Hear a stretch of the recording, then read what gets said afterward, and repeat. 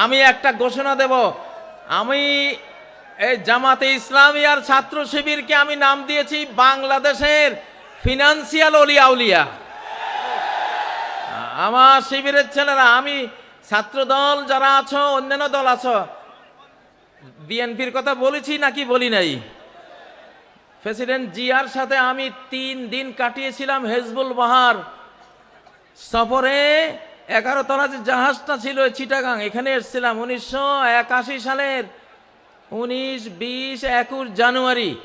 President Zia সারা বাংলাদেশে যারা board পরীক্ষায় ফার্স্ট, সেকেন্ড, থার্ড অর্থাৎ মেধা তালিকায় নাম ছিল, এদেরকে দাওয়াত দিয়েছিলেন। আমি তখন ফাজিল ডিগ্রি পরীক্ষায় আমি ফার্স্ট ক্লাস ফার্স্ট ছিলাম লক্ষ্মীপুর থেকে। তো আমি জিয়াকে দেখেছি, জিয়া কতটা আলিম ওলামাদেরকে ভালোবাসতেন। হেজবুল বাহারে প্রথম যে বৈঠকটা উনি করেছিলেন, প্রথম বৈঠকে প্রেসিডেন্ট জিয়া বলেছিলেন, আমার মৌলভী সাহেবরা কোথায়? উনি মাইক নিয়ে বিসমিল্লাহির রহমানির রহিম বলে এই কথা বলেছিলেন, আমার মৌলভী সাহেবরা কোথায়? আমরা জানলাম যে আমরা আছি, আমরা 14 জন ছিলাম। তিনি বললেন যে বিজ্ঞানীরা বলে এই পৃথিবীটা একটা বিশাল অগ্নিপিণ্ড থেকে ছিটকে পড়ে পরে ধীরে ধীরে ঠান্ডা হয়ে এই পৃথিবী তৈরি হয়েছে।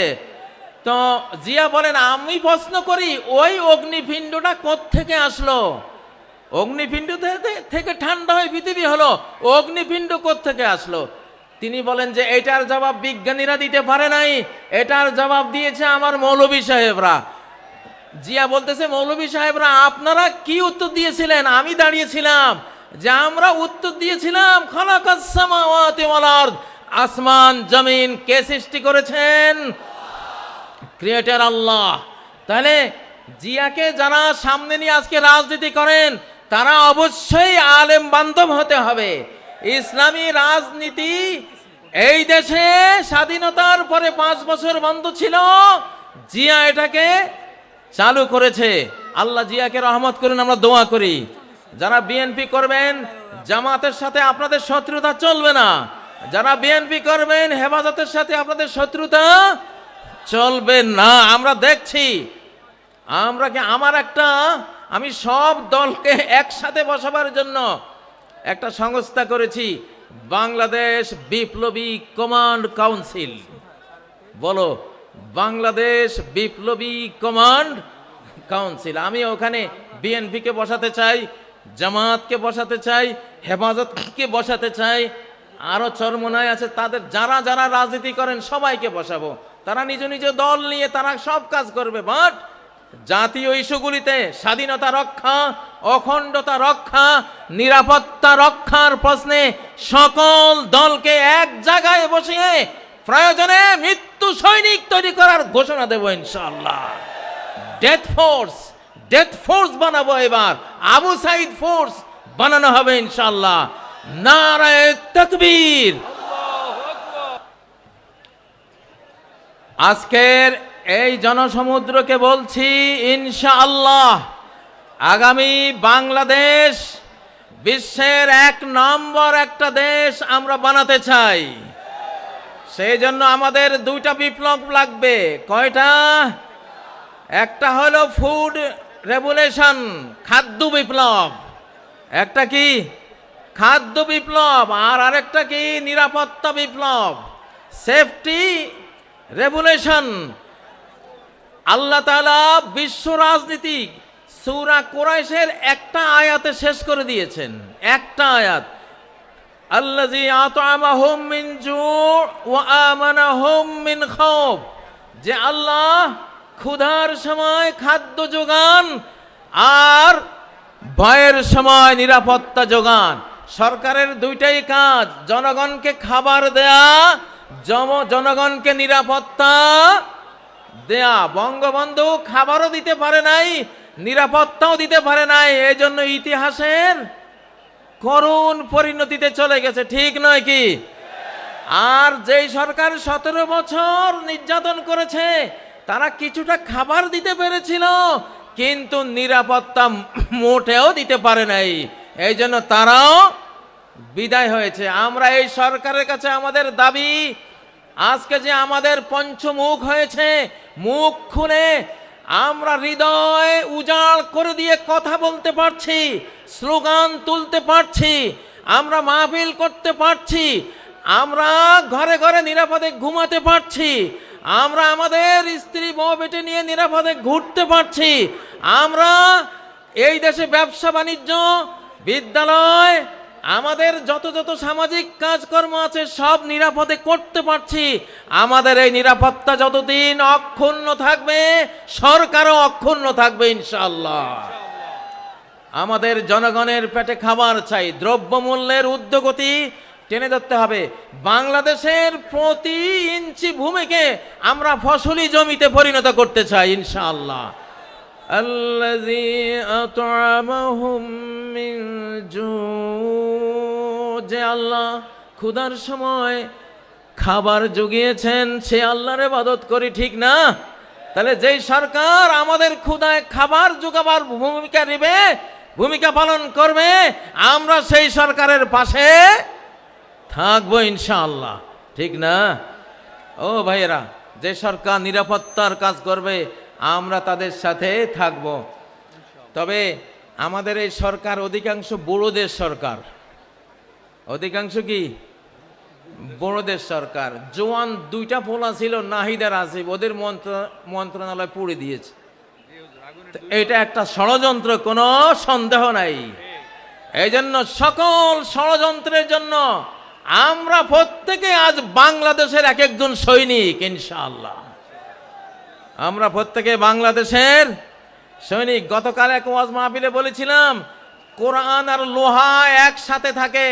নবীজির কোরআনও ছিল, লোহাও ছিল। লোহা মানি তলোয়ার, লোহা মানি বল্লম, লোহা মানি তীর, লোহা মানি লোহার বর্ম, লোহা মানি হেলমেট, লোহা মানি ঢাল।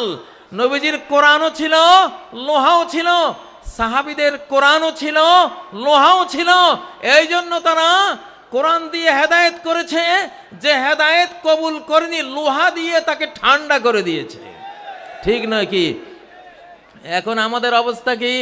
সরকারের কাছে লোহা আছে, কোরআন নাই। আলেম ওলামা পাবলিকের কাছে কোরআন আছে, লোহা নাই। আমরা দুইটার সমন্বয় করব ইনশাআল্লাহ।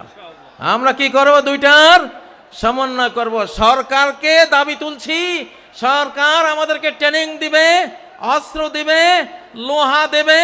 আমাদের কোরআন আছে, আমাদের লোহা চাই। সরকারের লোহা আছে, সরকারের কোরআন চাই। দুটার সমন্বয় হলে এই বাংলাদেশের দিকে চোখ তুলে তাকাবার কোনো মানুষ খুঁজে পাওয়া যাবে না ইনশাআল্লাহ।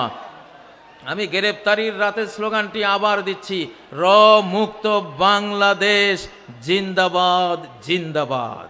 বলো, র মুক্ত বাংলাদেশ জিন্দাবাদ জিন্দাবাদ। এই স্লোগানটা দরকার আছে না নাই? এখনো লাখ লাখ স্যাবটিওর কিন্তু ঘাপটি মেরে বসে আছে না? একজনও থাকতে দেব না ইনশাআল্লাহ। সবাইকে একেবারে ছক্কা মেরে সীমানার ওপারে, মাথার উপর দিকে উড়িয়ে, ঠিক নয় কি? কারা কারা রাজি আছো? র মুক্ত বাংলাদেশ, স্বাধীন সমৃদ্ধ নিরাপদ বাংলাদেশ, নিরাপদ বাংলাদেশ ইনশাআল্লাহ। প্রিয় তরুণরা, আল্লাহ তাআলা এই বাংলাদেশ আমাদের হাতে দিয়েছেন ইনশাআল্লাহ। বাংলাদেশের মাথায়, জনগণের মাথায় বিপুল বুদ্ধি, আলহামদুলিল্লাহ, অনেক জ্ঞান। তোমরা কি লিটল ড্রাগনের নাম শুনেছ? তরুণরা, লিটল ড্রাগন কাকে বলে? লিটল মানে ছোট্ট ড্রাগন, এম এম আলম নাম শুনেছ? 1965 আকাশ যুদ্ধে 1 মিনিটে 40 সেকেন্ডে 4টা শত্রু বিমান ঘায়েল করেছে। পরে আরেকটা মোট 5টা শত্রুর জঙ্গি বিমান ভূপাতিত করেছে। এম এম আলম, সে বাঙালি, সে কি বাংলাদেশি যুবক, লিটল ড্রাগন। আমরা গায়ে যাতে ছোট, কিন্তু বুদ্ধি জ্ঞানে অনেক বড় জাতি, আলহামদুলিল্লাহ। এই জন্য আমাদের বাংলাদেশের আগামী দিনের উন্নতি সব কিছু আমরা ফিজিক্যাল পরিশ্রমের পাশাপাশি বুদ্ধির যুদ্ধে আমাদেরকে এগিয়ে যেতে হবে, বুদ্ধির লড়াইয়ে এগিয়ে যেতে হবে, চিন্তার লড়াইয়ে আমাদেরকে এগিয়ে যেতে হবে। প্রিয় উপস্থিতি, আমি মাঝে মধ্যে বলি মানব জাতির প্রথম পরাজয় হয়েছে ডাইনিং টেবিলে, যুদ্ধের মাঠে নয়। মানব জাতির প্রথম পরাজয় হয়েছিল কোথায়? ডাইনিং টেবিলে। অর্থাৎ একটা অবৈধ খাবার মুখে দিয়েছিলেন আদম আর হাওয়া, সেই অবৈধ খাবার খেয়ে তারা জান্নাতের সাম্রাজ্য হারিয়েছিলেন। ঠিক নয় কি? এই জন্য যুবকরা, বর্তমান যেই পৃথিবী, এই পৃথিবীর ফুড মাফিয়া, যারা ফুড মাফিয়া, সমস্ত খাদ্য মাফিয়াদের হাতে, কর্পোরেট কোম্পানিদের হাতে, সমস্ত বীজ মাফিয়াদের হাতে। আজকে এটা একটা বিরাট বিষয় যে আমরা কি খাচ্ছি, কি খাবো। আমি পরামর্শ দেব, যেই পশুটা চলতে জানে না নিজে, হাঁটতে জানে না নিজে, ফার্মের মুরগি যেটা এক হাত বেড়া ডিঙ্গিয়ে উড়াবার ক্ষমতা রাখে না, অ্যাবনর্মাল মুরগি, নিজেই অ্যাবনর্মাল অসুস্থ মুরগি, এই গোদা মুরগি যারা খাও, তোমরা কি যুদ্ধটা করবা বাংলাদেশের জন্য? হ্যাঁ, দেশি মুরগি, আল্লাহর মুরগি খাবা। আল্লাহর মুরগি যেখানে মানুষের হাত পড়ে নাই, এইটা মোটরসাইকেলের নিচে পড়ে মুরগির মাথা ছিন্ন হয়ে গেছে, তারপরও উড়াল দিয়ে 2-3 একর পার হয়ে গিয়ে পড়ছে। ক্ষমতাটা কি? মাথা চলে যাওয়ার পরেও উড়ে। এটা হলো আল্লাহর মুরগির ক্ষমতা, ঠিক না? তো আমাদের খাদ্য যদি মানব জাতির পরাজয় ডাইনিং টেবিলে হয়ে থাকে, আমাদের ডাইনিং টেবিলে ওই খাবার আনবো যেই খাবার ডাইরেক্ট আল্লাহর তৈরি, মানুষের কোনো, শয়তানের কোনো কারুকার্য সেখানে পড়ে নাই, চেঞ্জ করে নাই, চেঞ্জ ফুড বানাতে পারে নাই। আমরা সেই খাবার খাবো ইনশাআল্লাহ। সূরা আন-নিসার 119 নম্বর আয়াতে আল্লাহ তথ্য দিয়েছেন, ইবলিস কসম করেছিল, ওয়ালা আমুরান্নাহুম ফালা ইউগাইয়িরুন্না খালকাল্লাহ, আমি মানব জাতিকে কমান্ড করে করে আল্লাহর সৃষ্টিকে আমি সব পরিবর্তন করে দেব। সেই চেঞ্জ, পরিবর্তিত খাদ্য পানীয় এসব খেয়ে তারা ফিজিক্যালি ধ্বংস হবে, মেন্টালি ধ্বংস হবে, তারা স্পিরিচুয়াল, আধ্যাত্মিকভাবে ধ্বংস হবে, চিন্তা চেতনায় ধ্বংস হবে। এইভাবে সর্বনাশ করব। এই জন্য শিশুদেরকে, নারীদেরকে এবং আমাদের নিজেদেরকে আমরা কি খাওয়াচ্ছি, আমাদের খাদ্য টেবিলে নজর দেয়া, এইটা আমাদের 1 নাম্বার কর্মসূচির মধ্যে রাখতে হবে ইনশাআল্লাহ। প্রিয় উপস্থিতি, ডক্টর মিজানুর রহমান আজহারি ইনশাআল্লাহ তিনি আসবেন, বাংলাদেশে প্রথম তিনি আসছেন। আমিও তাকে উৎসাহ জুগিয়েছি যে আমি তো এসে গেছি, তুমি আসো ইনশাআল্লাহ, আমরা একসাথে লড়াই করব। তোমরা যুবকদের আইকন ডক্টর আজহারি সাহেব আসবেন ইনশাআল্লাহ, তোমরা মন প্রাণ খুলে ওয়াজ শুনবা। এখন আমরা তো 60 পার হয়ে গেছি, এখন পৃথিবীটা আমাদের না, পৃথিবীটা তোমাদের। তোমাদের সৌভাগ্য যে আন্দোলন সফল করতে হলে নবীনদের আবেগ উচ্ছ্বাসের সাথে প্রবীণদের অভিজ্ঞতা, এক্সপেরিয়েন্স সংযুক্ত হতে হয়।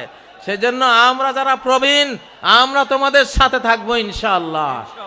আর তোমাদের নবীন যারা আইকন আছে, তোমরা তাদেরকে নিয়ে একটা সুন্দর, একটা সোনার, নিরাপদ, স্বাধীন, সমৃদ্ধ দেশ গড়ে আমাদেরকে উপহার দেবে।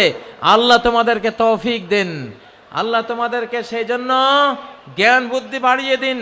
আল্লাহ তোমাদেরকে সর্বপ্রকারের ফিজিক্যাল, স্পিরিচুয়াল, মেন্টাল, কালচারাল এবং ধর্মীয় যত যোগ্যতা লাগে সব যোগ্যতা আল্লাহ তোমাদেরকে দান করেন।